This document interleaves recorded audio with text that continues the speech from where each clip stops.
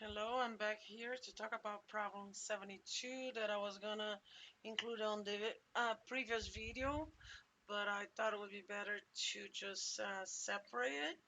I have typed here just the question and the values that I'm given. Um, I can even go ahead and type the questions. The thing is that I'm gonna inputting I can put my output here in my graph as well. So, okay, let's just put these questions over here. Um, Sorry about the volume. So let's begin. Um, this table gives the gold medal times every other Summer Olympics for the women's 100-meter freestyle. Well, maybe here you see kind of like the years jump a little bit. Well, first of all, Olympics is every 4 years, and they're talking about every other. So if you notice over here, 60, then you would expect it 64. So they jumped that, they put 68, and then you would expect 72, they jump. So here's probably because, World War One and World War Two, I don't know how it influenced the years. Okay, let's actually I move this down. I believe it asks first to predict two more Olympics after that. So let me just add this. Okay. So right here, every other, there is a question. Um, Use the least square lines to estimate the gold medal time for the next Summer Olympics. So the next Summer Olympics, so it says if it's every 4 years, the next would be 2012. So let's just leave it there. Okay. So let's begin. I already showed you how to insert the data analysis, how to use it, and that's what I'm going to use right now because it's going to save a lot of time in doing all the formulas and calculating everything. So let's just go and click in that analysis, and then we're going to be looking for a regression. We're going to do OK.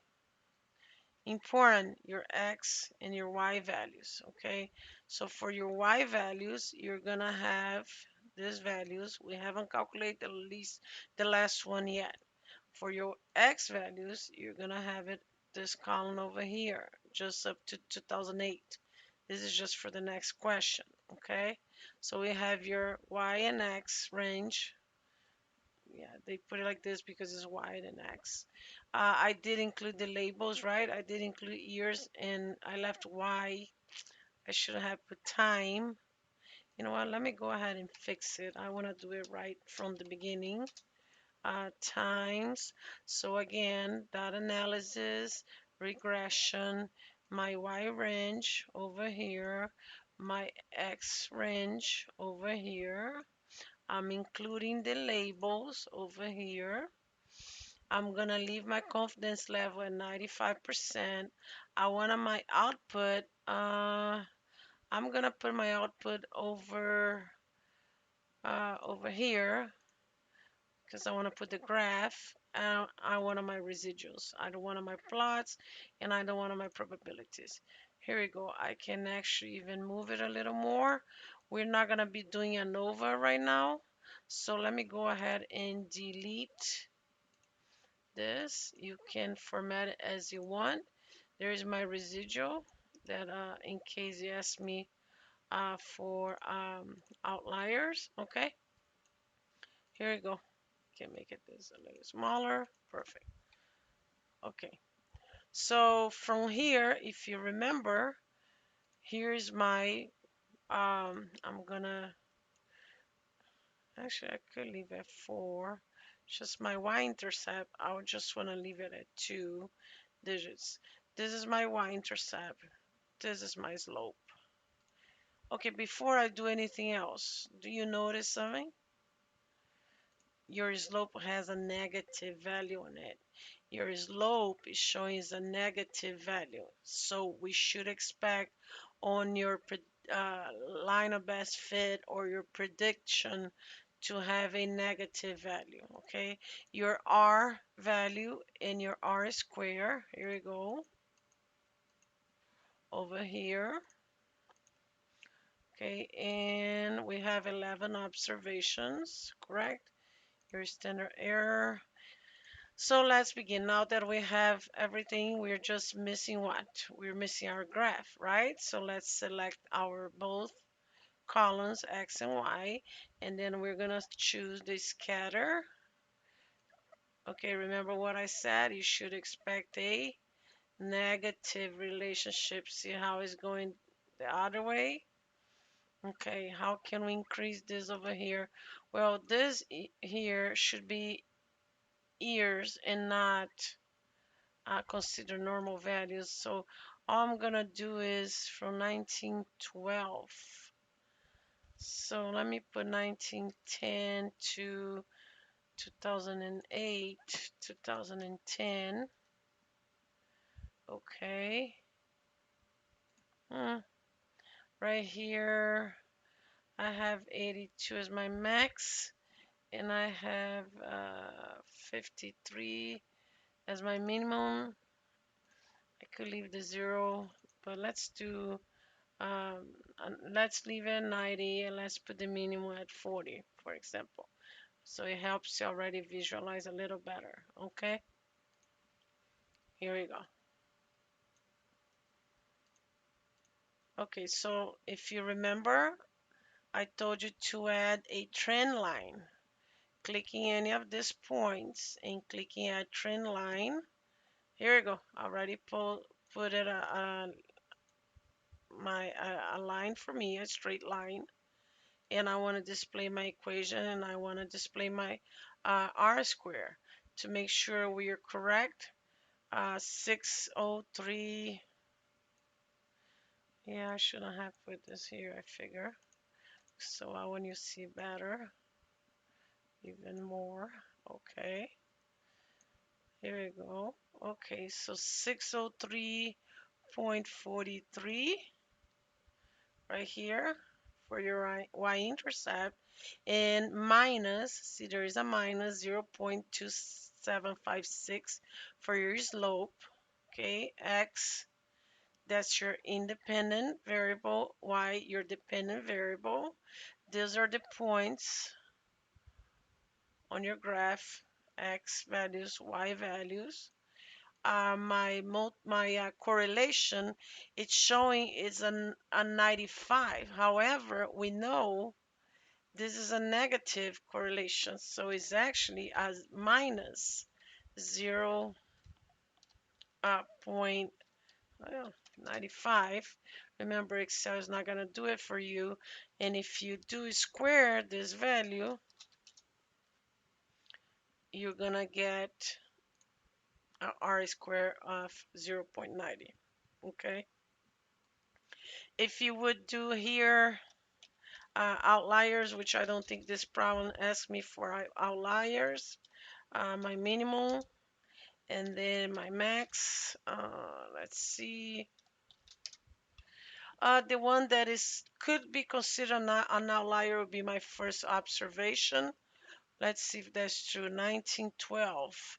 So 1912, yeah, it could be because it's not an extreme outlier, but it is an outlier. Do you see how everything follows along the line but this point? This right here, which one does it? Is the last one. So let's see what is my value. See about 1.08. I don't find it to be an outlier. Right here, the third one, 1932, right here. Saying this could because, but they are all within two standard deviations, but this one. So if you would be asked about an outlier, you could point this one right here. Okay. So let's go to the questions. Decide which variable should be um, decide which variable should be the independent variable and which should be the dependent variable. Well, right here,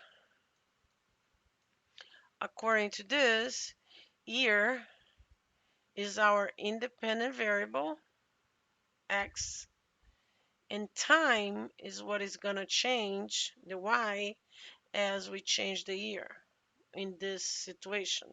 So we could say that for your first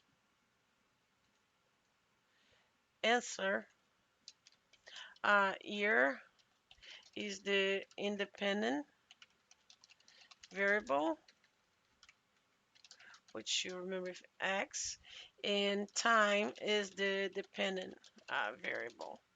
Is what the seconds, the time in seconds is in this case, it's what is going to change. Draw, we already draw um, above, see above. Okay, so let me put in yellow so you know where the answers are. Okay, here you go. Does it appear from inspection, just by looking at this, there is a relationship between the variables y or y not?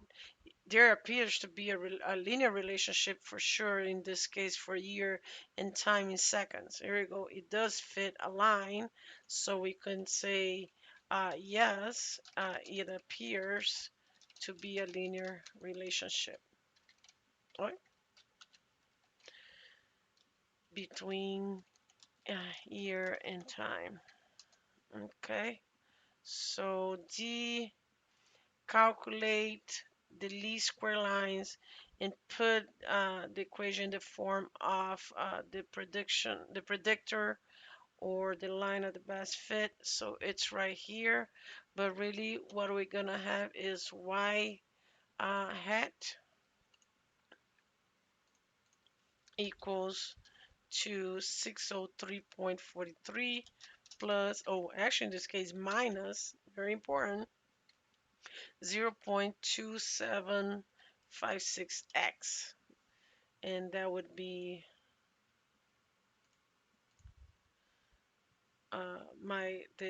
the least square lines or the line of best fit for this data. Okay, and then E, find the correlation coefficient. Is the decrease in time significant? Well, the correlation coefficient, if you remember up here, is actually 0.95. Is a minus 0.95. So my correlation coefficient is minus 0. Remember, Excel is not going to give that to you, right? Find the correlation coefficient is the decrease in time significance. We can say there is a significant linear relationship between year and time. Okay, find the estimate gold medal.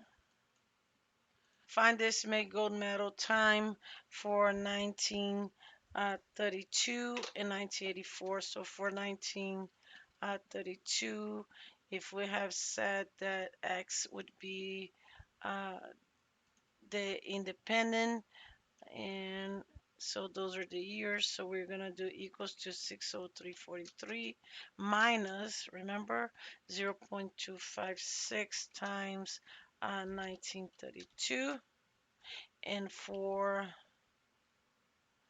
yes,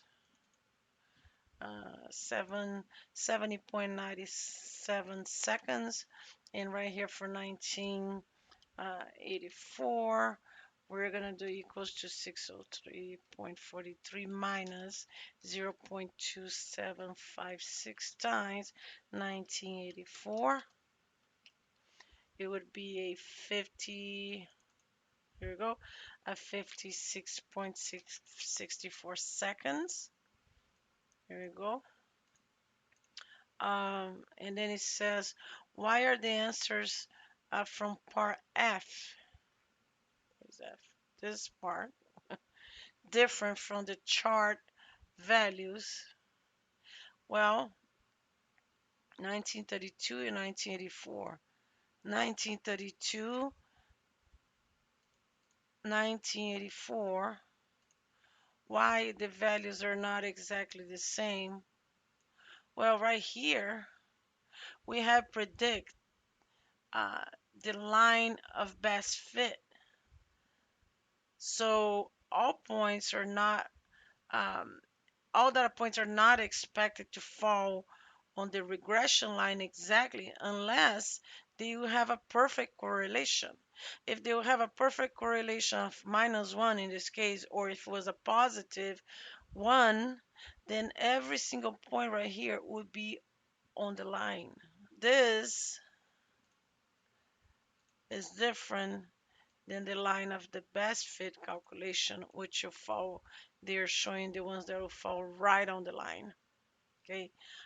G, Y. Okay, we just answered that. So you're gonna have to, let's say, the linear regression.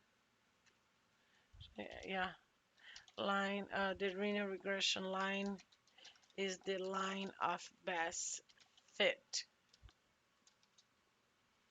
That means correlation is perfect with R equals from -1 to 1 or 1. I can say that. In this case, if the correlation is perfect, it can only be -1 or 1, not 2, 1.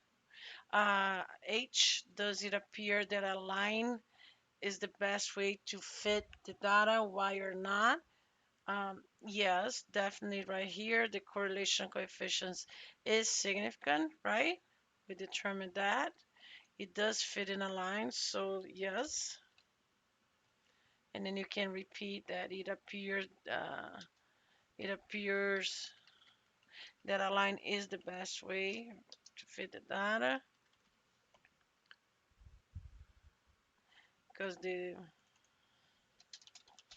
correlation coefficient is significant, for example. And then last, using the least square lines to estimate the golden medal time for the next Summer Olympics. Do you think that your answer is reasonable? Well, if we would use the line, the least square line or line of best fit, it would be 63.43 minus, correct? 0.1257. If I'm not, yeah, it's right here, right? No, I'm completely wrong. 2756 times 2012, it would still show a decrease, but honestly, that would be extrapolation. We couldn't really be certain. It could, many things could influence on this result. So I would say that the estimate for 2012 would be 48. For the next one, 4 years later, let's say, let's copy this right here. You would expect them to fall. It did, but really, you can be certain of this prediction. And you would be done with problem 72.